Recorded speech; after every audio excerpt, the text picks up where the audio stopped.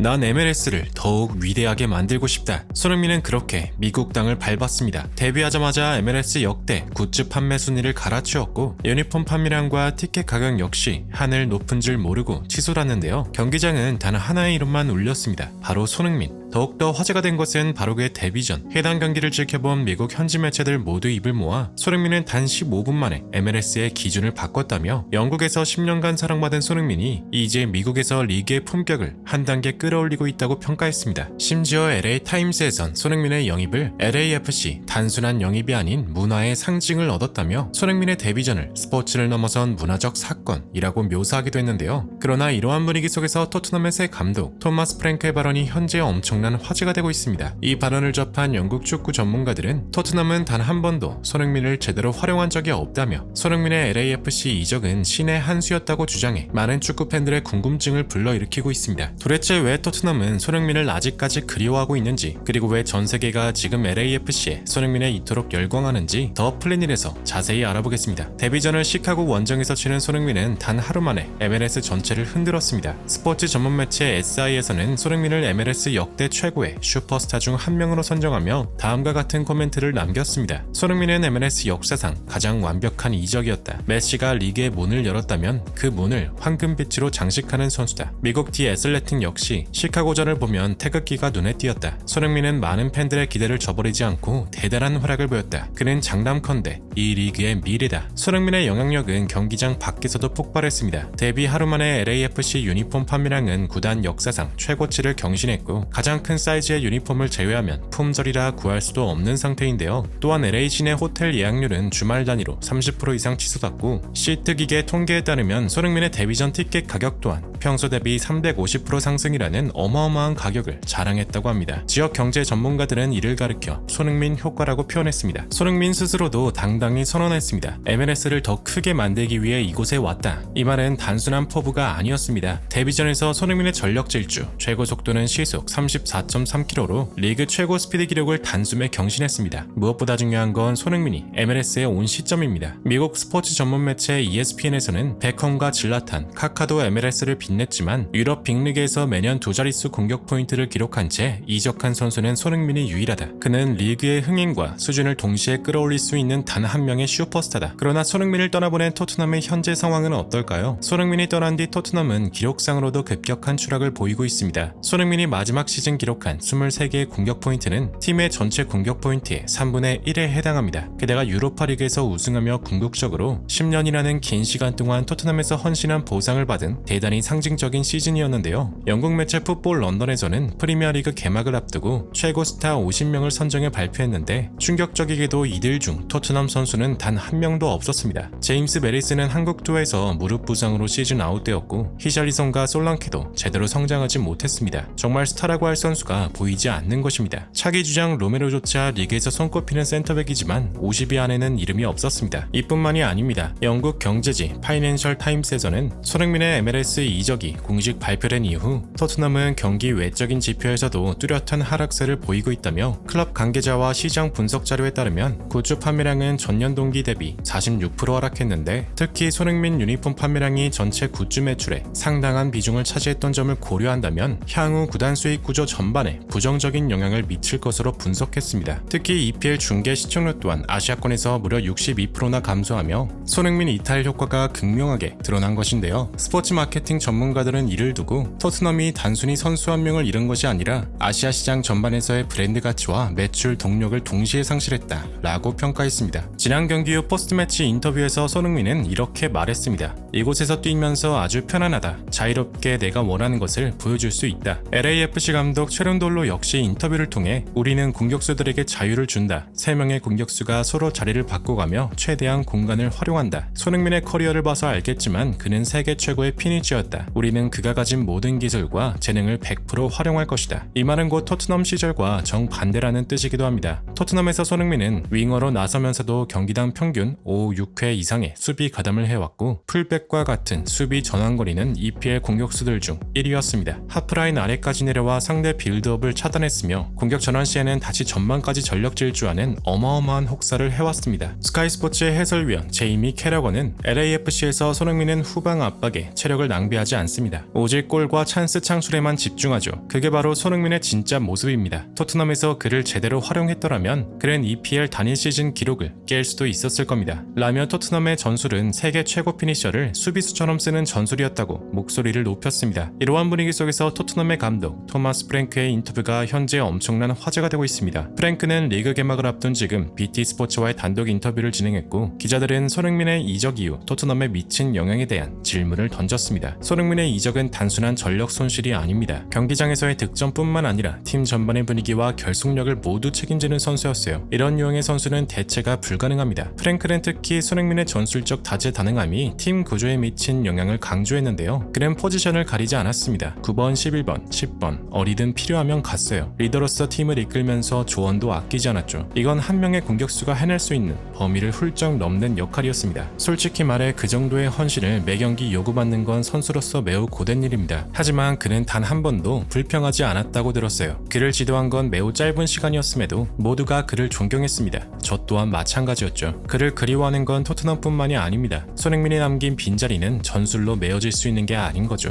라며 손흥민의 이탈을 인정하면서도 새로운 선수를 영입하는 데 있어서도 매우 어려울 것이라고 말했습니다. 실제로 토트넘은 현재 손흥민의 대체자를 찾는 것에서 큰 난항을 겪고 있습니다. BT 스포츠의 해설위원 마이클 원은 손흥민의 이적이 신의 한 수와도 같았다고 말했습니다. 토트넘이 전술적으로 손흥민을 어떻게 썼는지 보면 그가 남았으면 또다시 팀을 위한 희생이란 이름 아래 혹사했을 게 뻔하다. 손흥민이 토트넘에서 보여준 건 축구 실력 그 이상이었다. 팀을 위해 포지션을 가리지 않고 한계까지 몸을 던지는 선수였다. 그런데도 그는 불평하지 않았다. 그가 떠난 건 이기적인 게 아니라 이제는 누군가가 그를 위해 뛰게 만들고 그가 골로 세상을 놀라게 할 수 있도록 하기 위함이었다. BBC의 수석 칼럼니스트 필 맥널티는 손흥민이 다시 빅리그로 진출할 가능성 역시 매우 높다고 봤는데요. 많은 팬들이 MLS행을 커리어 마무리라고 말하겠지만 손흥민은 그런 선수가 아니다. 월드컵 무대에서 여전히 월드클래스 퍼포먼스를 보여줄 것이고 그가 원한다면 유럽 빅리그 복귀는 시간 문제나 다름없다. 그때는 한층 더 노련해진 경기 운영과 리더십까지 겸비한 손흥민을 보게 될 것이다. 여전히 토트넘 현지 팬들은 손흥민의 빈자리를 그리워하고 있습니다. 그리고 그 그리움은 손흥민의 전 팀 동료들도 마찬가지였죠. 골키퍼 비카리오는 디 애슬레틱과의 인터뷰를 통해 가능하다면 손흥민과 영원히 함께하고 싶었어요. 그는 단순한 동료가 아니라 매일의 동기부여였죠. 경기 전 그가 라커룸에 들어오면 공기가 달라졌어요. 웃음 하나로 긴장을 풀어주고 경기 시작 1초 전엔 누구보다 눈빛이 날카로웠죠. 빌바오에서 트로피를 들어올리던 그 밤 저는 그를 끌어안은 채 이렇게 말했어요. 당신이 아니었다면 우리는 여기까지 오지 못했어. 그 순간에 손흥민은 주장 그 이상이었고 제 인생 최고의 리더였습니다. 라며 여전히 자신은 손흥민의 빈자리를 받아들이지 못하고 있다고 고백했습니다. 유로파 우승 트로피를 들었던 그날 손흥민은 토트넘의 주장으로서 모든 걸 품에 안았습니다. 그리고 이제 그는 10년의 헌신을 마무리하고 더 큰 세상으로 나아갔습니다. 토트넘은 그 빈자리를 메우기 위해 수백억을 쓰려 하지만 그가 남긴 것들은 돈으로 살 수 없었습니다. 라커룸의 공기, 경기 전의 웃음, 그리고 결정적인 순간에 누구보다 먼저 앞으로 나서던 그 발걸음. 그리고 우리는 압니다. 언젠가 그가 다시 월드컵 무대에서 혹은 또 다른 빅리그에서 세계를 놀라게 할 순간이 올 거라는 것을. 손흥민은 토트넘의 과거이자 MLS의 현재이며 축구가 왜 감동적인 스포츠인지를 증명하는 영원한 우리의 주장입니다. 부디 손흥민 선수가 언제까지나 큰 부상 없이 멋진 활약이 이어지길 간절히 응원하며 영상 마무리하겠습니다. 진심으로 구독과 좋아요 부탁드리며 시청해주셔서 대단히 감사합니다.